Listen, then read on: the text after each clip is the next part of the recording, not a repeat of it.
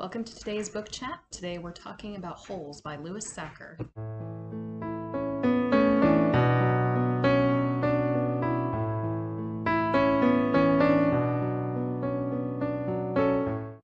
If you're new to the channel, my name is Brittany West. I'm an author. I'm the owner of B-Dub Books, which is an up-and-coming publishing company. And I'm doing these book reviews to share my favorite stories and talk about what we as authors can learn from them.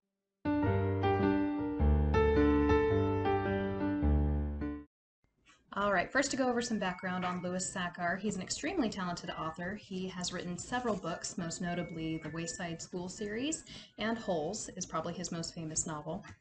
He was born in 1954 in New York, but moved to California at a young age and primarily grew up there.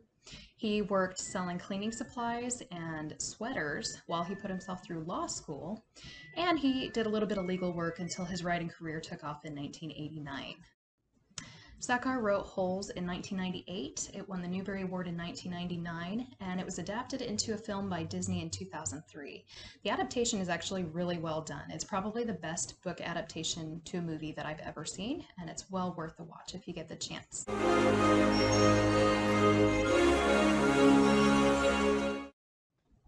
This book involves an incredible 3 plot lines that run together and eventually converge.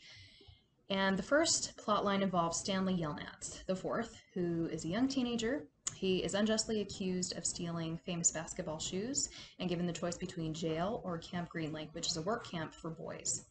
Obviously, he chooses the latter, and when he arrives at camp, he discovers that he is expected to dig a hole every day and report anything unusual that he might find to the warden. Now, eventually, Stanley realizes that there's a lot more going on at this camp than just digging holes and building character. The warden is clearly looking for something, and that is where the other plots come in. Stanley blames his bad luck on his no-good, dirty, rotten, pig-stealing great-great-grandfather, who borrowed a pig in order to win the affection of the woman that he loved. Ultimately, that didn't work out. He did not fulfill his ultimate obligation to Madame Zeroni, who gave him the pig, and therefore started the family curse, as Stanley and his family like to refer to it. The other plotline involves a young woman named Kate Barlow, who used to be a teacher. This plotline takes place in the 1800s, and she becomes an outlaw as the result of the death of the man she loves at the hands of a mob. So all of these plots eventually converge as Stanley realizes that the warden is looking for Kissing Kate Barlow's treasure. Now again, I'm not going to tell you the ending because it's well worth the read to find out for yourself what happens.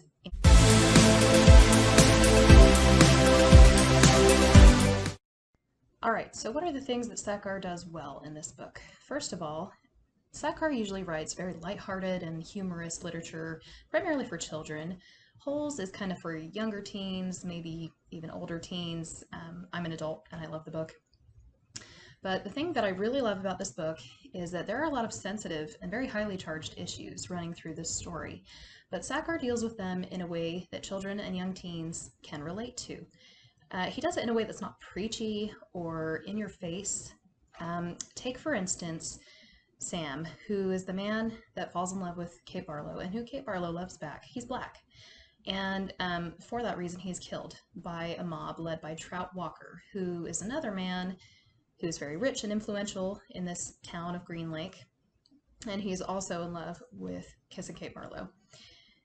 And because she loves Sam and not him, he decides to kill Sam.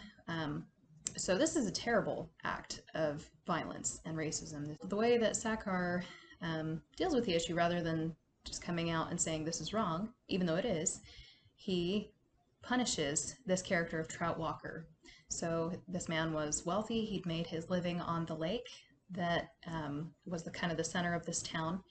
And so the rain stopped, the lake dried up, and as a result, Trout Walker lost his fortune. He ends up a poor man digging for holes, trying to find this lost fortune.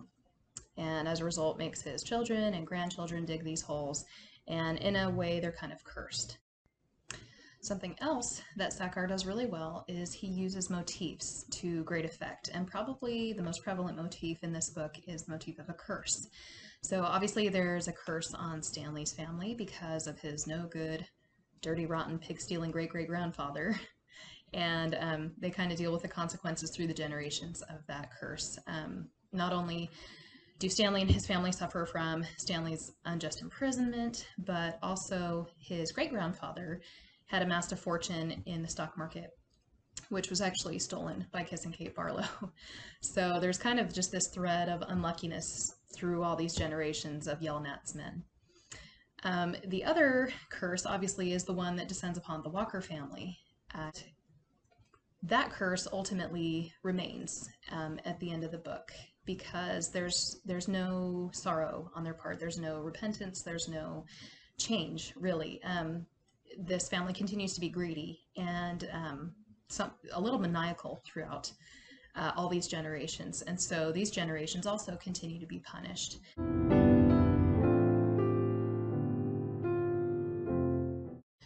As far as anything that Louis Sachar does that I don't really like, I can't really find any flaws with this book. The plot is seamlessly written, characterization is spot on. He does a really fantastic job. And it speaks to his talent as a writer that he can manage 3 plots all at once and manage to make them connect to each other.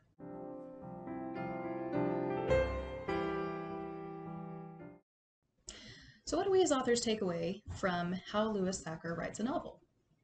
First of all, it's really important to look at the way he deals with these highly charged issues. It's okay to have sensitive issues running through a book as a theme.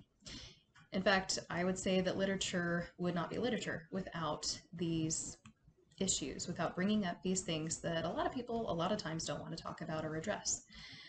But I think there's a better way to address it rather than just coming out and saying this is bad. Books like that tend to be preachy, and readers kind of tend to turn away from those. Readers ultimately want to read books to be entertained. So when writing, if you have a sensitive issue you want to weave into the story, weave it into the character and to the character's inner conflict itself, rather than presenting the issue alone. When you present an issue alone, then the author's voice tends to come through and tends to be preachy, rather than letting the reader read and make his own judgments or her own judgments. Some examples of being too preachy are books like dystopian novels or books that you might have had to read in high school English. These books and their authors are desperate to make a point, and readers can really pick up on that. One way to not alienate your reader is to think about how you would like to be talked to about this issue, or how you would like this issue presented to you. If you're writing about a sensitive issue, read your text back to yourself and ask yourself, is this too preachy? Am I injecting too much of my opinion into this, rather than letting the reader decide what their opinion is? Another thing an author can use to great effect is motifs. So we talked about the motif of the curse in this story. Motifs can be anything. They can be abstract, they can be physical, they can be a symbol, they can be an idea. Really, they can be pretty much anything you want them to be in your book. The important thing to remember about motifs, though, is that they're not the same as the theme. The theme is the core of the novel. The theme is the central idea, the main thing that the author wants to get across to you.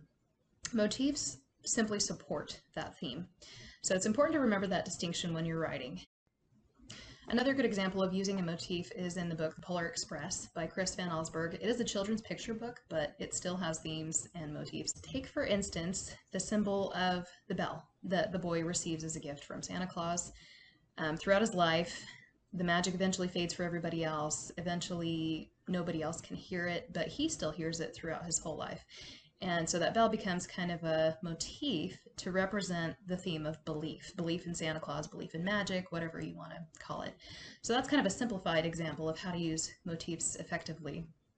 They are really important to enriching your book and contributing to the overall theme. And again, it's important to do motifs in a way that's not glaring. Don't want to bring it up all the time so that the reader gets sick of it. It's something that should be seamlessly woven into the story. As always, if you enjoyed this video, please subscribe, like, and share with your friends, and I'll join you next time for another book chat.